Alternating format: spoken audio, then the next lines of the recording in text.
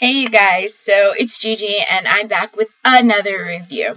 So Ed Burton, you guys may remember I initially did a video in response to him last year in May, and it was themed for Farewell of CSI Miami.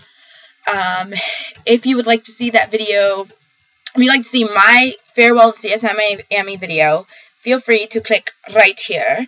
And if you want to see what that was response to, which was also his video, CSI Miami Canceled Why, click right here. So basically, I asked him to do a review of a movie, and he did the review, and then he wanted to get me back, and now it's kind of like just this game or whatever, and I think he's hysterical, and I'm going to put a link to his YouTube channel right here. So, here's the thing. He wanted me to review this movie called The Garbage Pail Kids. And it's a movie that you can find on Netflix, and it's from 1987. We have this thing with these kinds of weird movies. Anyway, so let me first say, the movie was nowhere near as bad as The Room. I don't think you'll ever find a movie worse than The Room. Seriously. And I have another movie for you, Mr. Burton, at the end of this video. I'm sure you knew that was going to come, though. Anyway, I have to say, I didn't love the movie, but there is a very good message to the movie. So the movie is basically about these overgrown Cabbage Patch Kids that are just considered to be these things of evil. And the movie starts off where, you know, he compares the garbage can to Pandora's box, and you don't want to unleash what's in it. But you don't know what's in it, but you just assume that it could be the worst thing on the face of the planet. And then the garbage can gets opened up however way. I'm not going to tell it in case you guys want to see it. But the garbage can gets opened up, and inside of the garbage can are these overgrown Cabbage Patch Kids. And they are not the best of looking creatures, I guess you could say. Like, they're like dolls gone wrong. And I felt like the movie was basically exactly how society views people, in a way, actually. Because, like, there's this place called the State Penitentiary for, like, the ugly or some shit like that. It's like something like that. And all the ugly and fat, and you're either too fat, too skinny, or you're shy, or you're really hairy. Whatever society deems not being perfect or seen as being ideal, they get put away. And that was the ending moral of the movie. You know, nothing gets solved. We can never progress as a society if we just keep putting things that we deem to be different away. And that's what I got from the movie. The first half of the movie, it was tolerable up until they got into this weird Barney singing segment. Like, that just really threw me. I was like, what the hell? Like, it was the most randomest. It was the only song in the whole entire movie. And at first I was like, please don't tell me this is about to be a musical. But it was the only, like, song in the movie. And honestly, the movie kind of reminded me of a blend of Ghoulies 3 and, like, Troop Beverly Hills. I don't know. It was just like that weird, awkward kind of blend. I'm not sure what genre that movie was supposed to be under. I'm going to have to, like, double check that. It was just really, really, really odd. But yeah. So the movie wasn't my favorite movie, but I did like the moral that it put out there. It really shows you, and it's just so weird because the movie was from 1987, and it's still a problem that we deal with in society today. You know, America's definition of beauty is very superficial. Being pretty is like being a certain height and being a certain size and looking a certain kind of way. And they put these people on the cover of magazines and tell you this is what's beautiful. And it makes you feel inferior, and it makes you as a person just want to shy away. And that's not what beauty is. Beauty is what is on the inside. Beauty is how nice you are. Beauty is how giving and selfless you are. Beauty isn't an actual physical thing.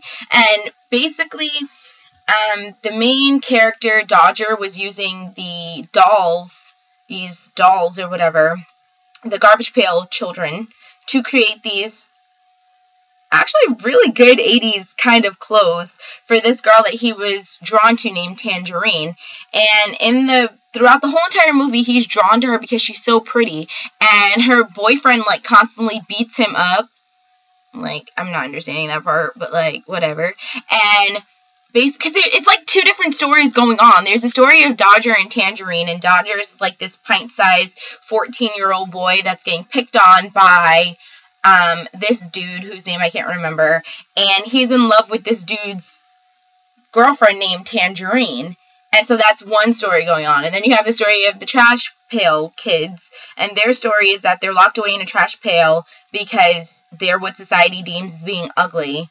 And they have some other friends that were locked away as well, and they try to find them. So there's like two different stories going on here. But basically, in the end, Dodger just realizes that he's not attracted to Tangerine because she isn't pretty. And he tells her that. He goes, you know, I don't think you're pretty anymore. And he didn't mean that he physically didn't think she was pretty. He meant that her personality showed what she really looked like. And I'm a firm believer in that. I think that, you know, personalities make you either pretty or ugly. And I think that you could superficially be the prettiest person on the face of the planet, but if you have a disgusting aura, that makes you ugly. And if you have a beautiful aura that shines through so much, and it can make you just look so gorgeous because you beam with this grace. You know, you have this energy and this spirit about you that makes people want to be with you. It makes people gravitate to you. That's what makes you beautiful. And they really talk about that. Captain, what's his name? Captain Mandini, that was his name. He puts that out there. So there were a couple of good quotes that I like about beauty and beauty coming from within.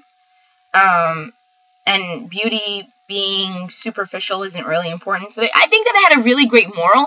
I just think that it was really, really awful in its presentation. I think it was a traditional 1980s like camp movie.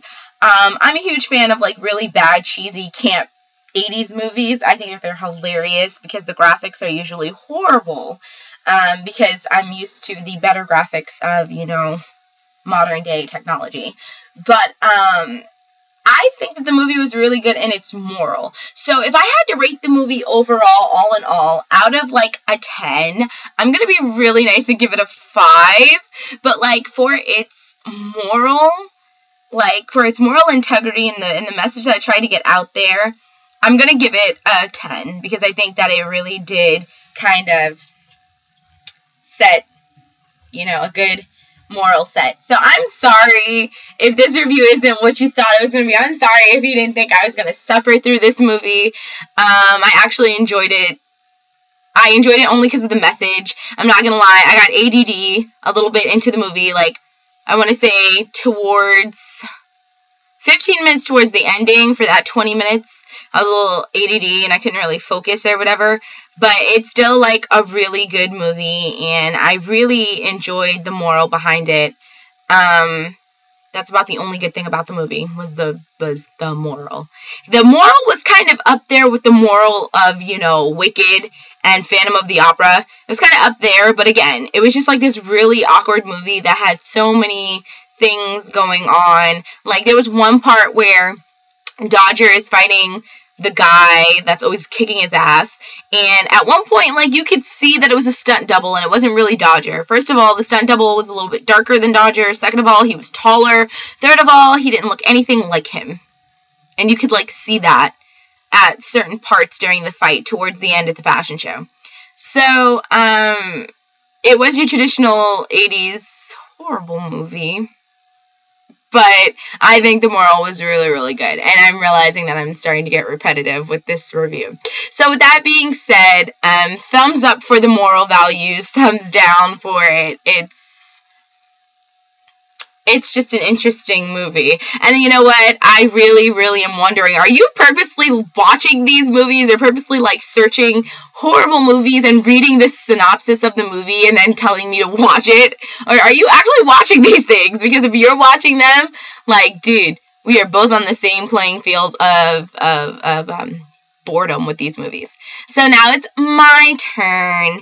And just for our viewers out there, this is like a permanent collab between Ed and I. Like, this is like a sick inside joke that we have created. And mind you, Ed and I have never met, but like, we have got this now sick inside joke of video reviews. So, Ed, my challenge to you, in lieu of the fact that you picked a horrible 80s movie, I'm going to pick an even worse 80s movie. And it's going to be Transylvania 6-5000, 1985. It's 94 minutes. And it stars Jeff Goldblum and Ed Begley. I think that's his name. Ed Begley Jr. And you're going to see Gina Davis. You're going to see some other people that you may recognize. This is a traditional camp, we'll say, 80s movie. And I hope you enjoy it, because I have some other movies that I'm going to have you suffer through.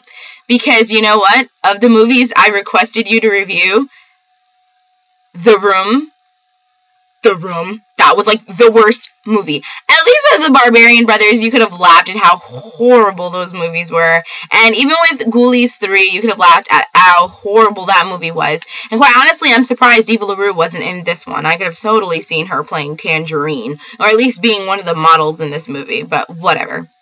So, thank you for the request of this movie.